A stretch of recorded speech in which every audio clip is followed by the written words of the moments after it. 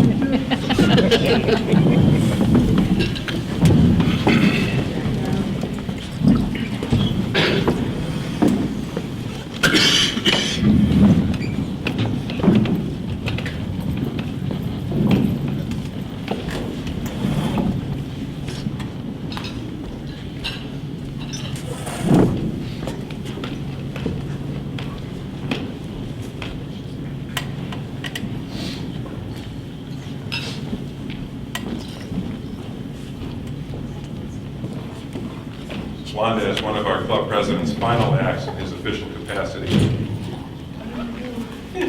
President Greg Owens would like to read the citation to you. To Wanda, in recognition of your unselfish and devoted service to the citizens of Oneida, particularly in a civic way, and also for your generous and public-spirited contributions of self throughout lifetime, the Rotary Club of Oneida salutes you as an outstanding citizen who always exemplifies the virtues of service above self in your daily life. May the rose of Rotary presented to you today encourage you to render the same full measure of service in years to come. Given at Oneida, New York, 30th day of June, 2015. Congratulations.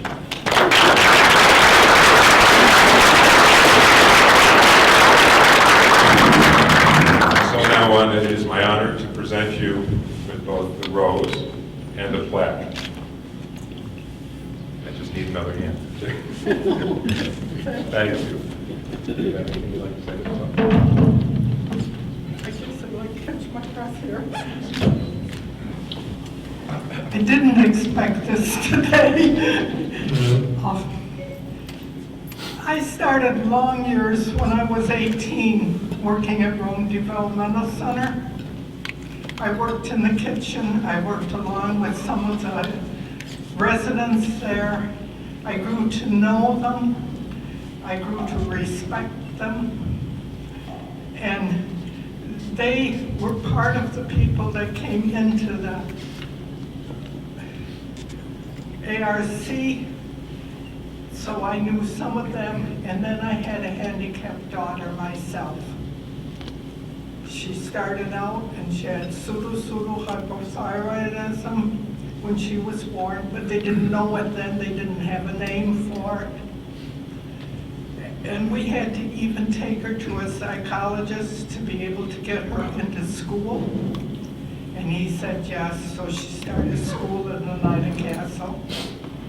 There were nothing there for the handicapped at all. They hadn't started any of the special classes. And I was PTA president at the time that she was in school. And we had our first meeting and some gentlemen came to the meeting, not all women.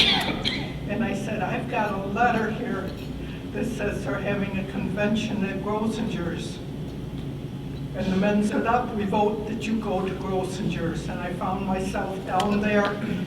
In the beginning, when they were talking about starting education classes, her daughter was national PTA chairman at the time. So there was a lot of information going back and forth.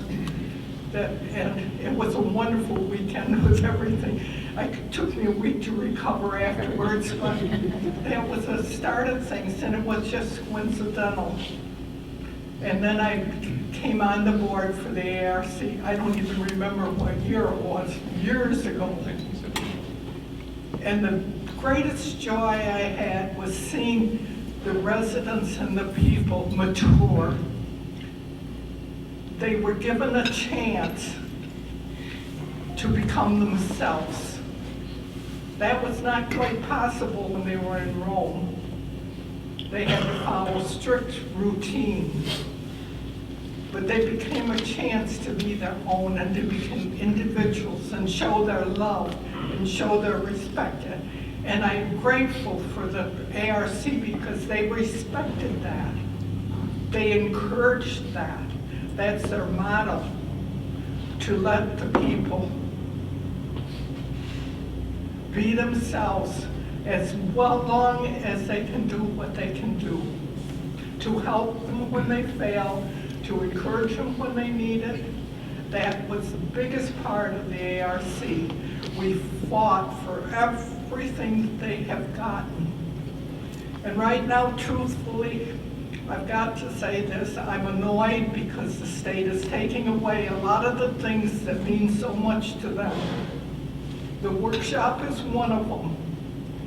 They grew to have a job, to respect themselves. They grew to know, to be a person with it. They had money they earned to spend. And they would walk up to me on the street and say, Mrs. Ready, look what I got. This is what I got. This is what I did today. And another great thing in my lifetime that I enjoyed was when I went to talk, when the Savant was here from the movies. And I was a parent that was asked to go to the junior highs and school up at Wansville and talk to all the classes. And the first thing I said to them when I started talking was, I'm a parent of one of them.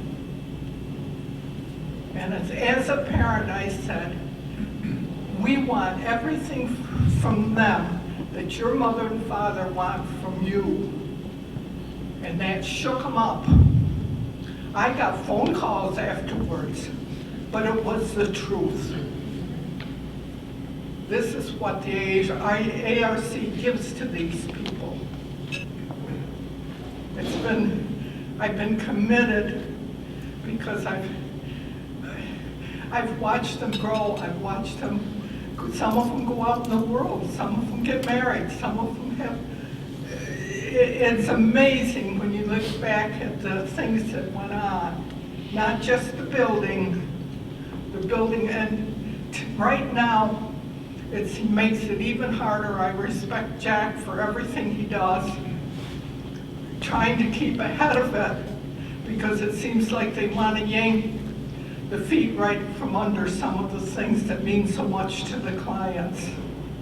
And anyone that can help in any way is well worthwhile. And I want to truly thank all of you for being here and for this honor. It's a great honor. Thank you.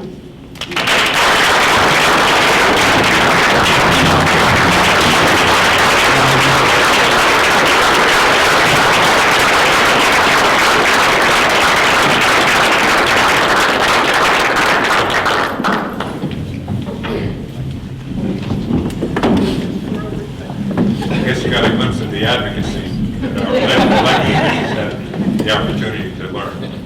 Hopefully her spirit will continue.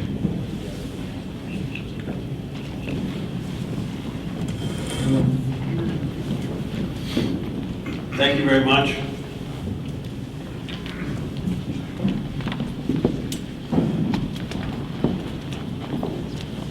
I have some comments here on Roses to the Living. Once a year, Rotarians are allowed to tell a little white lie. And I think you have evidence of that right here. Our annual presentation of Roses to the Living program is kept a secret from our recipients until the moment of the ceremony. How else could we do this? In the past, the word award was used to describe this special event. The Roses to the Living Award. The word award implies competition. There's no competition here. A better fit is recognition. Roses to the Living recognition. In 1943, the Rotary Club of Oneida initiated this program. And to date, the recognition has been presented to some 160 members of our community who, in their lifetime or in a particular stage of life, have set high standards for living the Rotary model, service above self. A Rotary Rose to the Living recognizes unselfish giving of abilities, time, and efforts of an individual for the betterment of his or her family, community, and or fellow workers that goes well beyond what might be expected of that individual. The key word here is unselfish, without the desire of monetary gain, publicity, awards, or other personal gain. The Oneida Rotary Club presents Roses to the Living for two reasons. First, to recognize an individual in our community who, by example, leads us to be inspired to follow the Rotary model, service above self.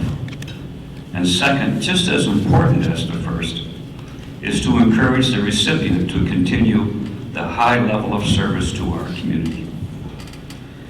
Wanda, would you stand up, please? Stand up, please. Stand up. I'm supposed to go. No, just stand. I'm going to address some comments to you. 72 years ago, our club started Roses to the Living program. You have the distinction of being a dual recipient. Wow. You have given us inspiration. Thank you very much.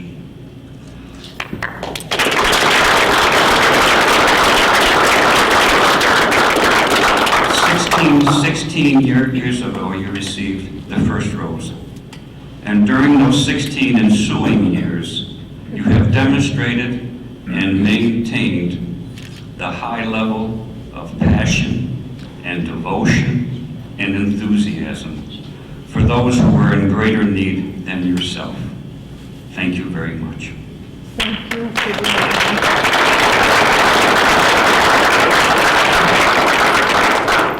You can sit down now.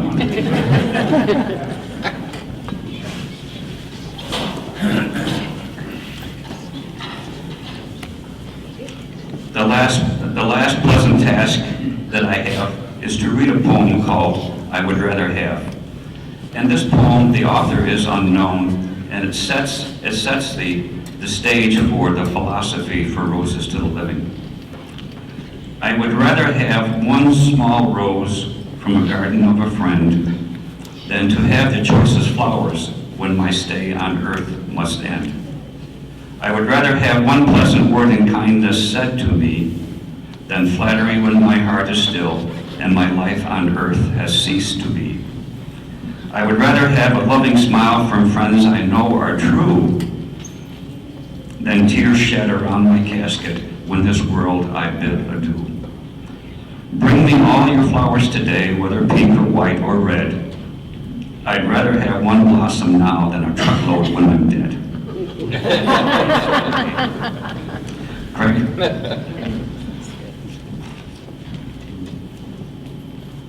Thank you, Peter. We had a unique situation this year. We had a second recipient who couldn't be with us today. She had a planned vacation and she's out of town, so we will actually have kind of part two to this, hopefully next Tuesday, and award that individual with our second rose.